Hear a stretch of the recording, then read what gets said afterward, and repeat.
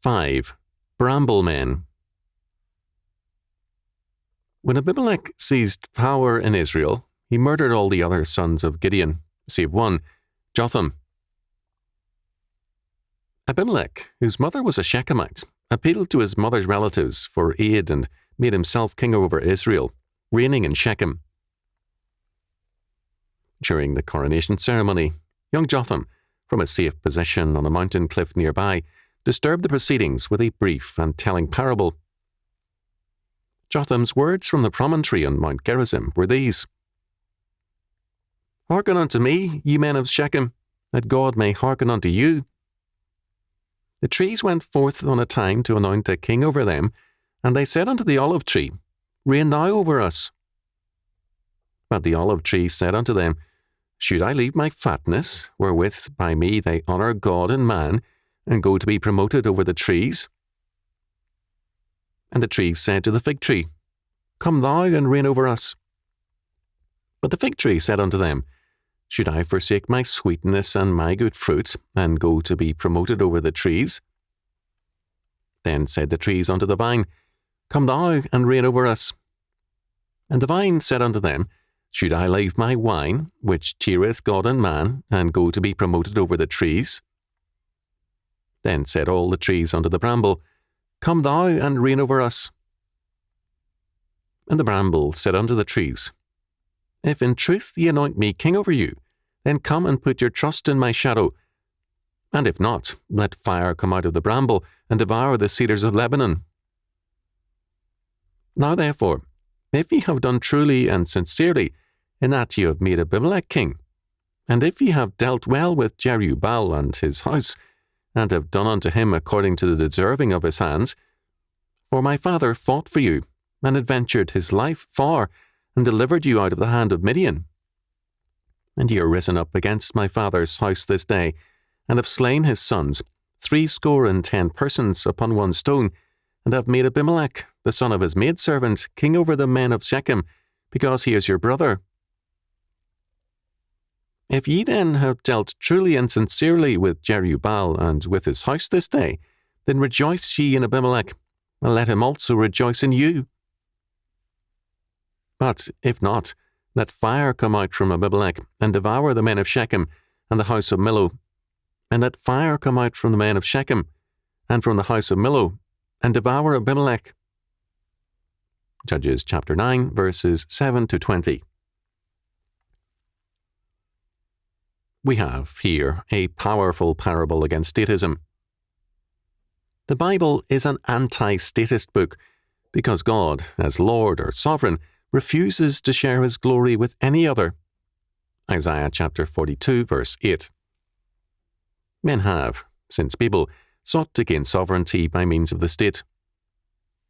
In this parable, we have Jotham's inspired commentary on that attempt.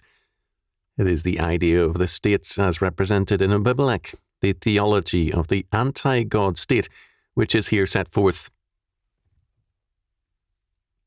The parable tells us that the trees decided on a king. In so doing, they rejected God as king. The central point of Judges is that men reject God as king and make themselves their own law and God whenever and wherever they are in sin and apostasy. There is no attack here on godly rulers. The parable cites the rule of Gideon as a standard. Thus, the first aspect of this parable to be noted is that the trees, the people, sought government and authority apart from and in rebellion against God. Every attempt to live apart from God's law constitutes a like rebellion by men and nations. Second, the productive men refused to become a part of an ungodly order and resist it. The olive tree, the fig tree, the vine, and Jotham each in turn stood apart from this godless state. We can safely assume that Abimelech sought the assistance and courted for his staff some of the evil men of that area. Each refused to become party to estates that begun with the mass murder of all the other heirs of Gideon, except for Jotham, who escaped. The productive men saw no place for themselves in an unproductive state. Third, the godless power wants all things to be under its authority and below itself in rank. David, even in his sin, acknowledged the freedom and word of the prophet Nathan. The Bramble men, base and inferior, command the state and demand that all men be subservient to them. Jotham has Abimelech, the Bramble king, say, "Come and put your trust in my shadow." If they refused, he would destroy even the cedars of Lebanon, that is, the greatest men of the realm. When men play God, they seek to imitate God the Lord. As absolute Lord, God declares that life and death are in his hands, and total judgment as well. See now that I, even I am he, and there is no God with me. I kill, and I make alive. I wound, and I heal. Neither is there any that can deliver out of my hand. For I lift up my hand to heaven, and say, I live forever.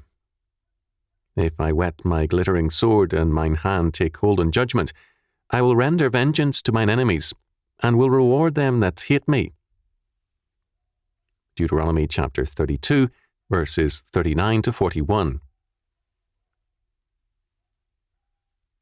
When God so speaks, he does so as absolute, total, and perfect justice. When the state assumes powers independently of God and his law, it acts in terms of power, injustice, and evil. Fourth, Jotham contrasts the productivity of the trees or men who are outside this apostasy with the non-productivity of the power elite of the state. Bramble men are unproductive, but they seek power over men greater than themselves. The idea of an olive tree, a fig tree, or a grapevine resting under the shadow of a bramble bush is ludicrous. So too is the idea of the humanistic state, both ludicrous and enormously evil.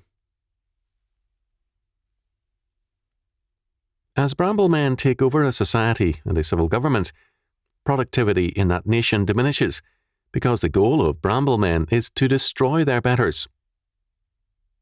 Likewise, if bramble men take over the church, corporations, schools, and the arts and sciences, the same result ensues. Production gives way to destruction and to power plays. The world of bramble men is a world of bramble concerns. Diogenes was able to see the arrogance of Plato, but not his own, nor that his was a life essentially of negation. Diogenes trampled on Plato's robes and announced, "Thus I tread on Plato's pride." Plato answered, "With greater pride of your own." Both were right. Joseph Parker saw clearly the heart of the matter. When the good trees or men were offered the kingship, they refused, recognizing the falsity of the position and its power. In Parker's words, all the men worth having to reign over us are already enthroned. They were reigning as God's vicegerents, each in his own productive calling. Moreover, Parker noted, Jotham comprehended the great philosophy that water cannot rise above its level. Men cannot rise above the honour that is in them. Little men cannot be great. Ungrateful men cannot be just. Mean souls can never be majestic. The state can never rise above its moral level. If it rules by man-made law, promotes abortion, homosexuality, and humanism, the level it seeks will be steadily lower, unless Christians reverse that trend. The present disintegration is clear evidence of this fact. As our Lord states it, "Ye shall know them by their fruits. Do men gather grapes of thorns or figs of thistles?" Matthew chapter 7, verse 16. Bramble men produce brambles. Parker raised the question, is Abimelech dead? Has he reappeared in our days? More than in Parker's day, 1830 to 1902, this is true of our time. The Bramble men are very much with us. The modern state is a masterpiece of anti-productivity because its essential goal is power. George Orwell in 1984 called attention to this fact. O'Brien, in discussing the rationale of the socialist state, declared, "We know that no one ever seizes power with the intention of relinquishing it. Power is not a means, it is an end. One does not establish a dictatorship in order to safeguard a revolution. One makes the revolution in order to establish the dictatorship." Since man's original and abiding sin is to be his own God, and himself the source of law and morality, man's major work in his fallen estate is to gain power over others. Fallen men are Bramble men. Their expression of the will to power varies only in terms of their courage and opportunities. Fallen man thus becomes more unproductive as he becomes more powerful in his rule over others. Orwell, in writing 1984, expressed his evaluation of world socialism based on his own experiences. In Red China, Lin Biao confirmed Orwell's insight, declaring in 1966, "Political power is an instrument by which one class oppresses another. It is exactly the same with revolution and with counter-revolution. As I see it, political power is a power to oppress others." Such a conclusion is a logical end to Plato's Republic, power in the hands of a powerful elite in order for them to exert power. Plato, in writing about his philosopher kings in his ideal republic, made no room for law.